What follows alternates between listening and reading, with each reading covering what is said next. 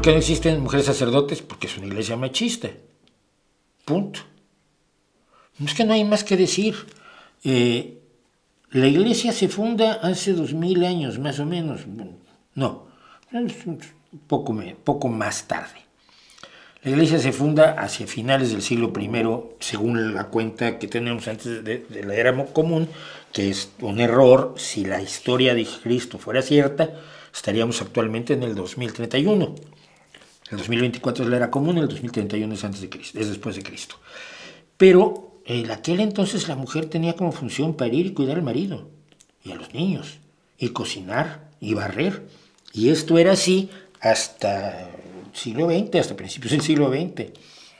Entonces, y como los paganos además tenían sacerdotisas por todos lados, igual las vírgenes vestales en Roma que las sacerdotisas de Atenea o las propias pitonisas griegas, pues era una forma también de separarse de ellos y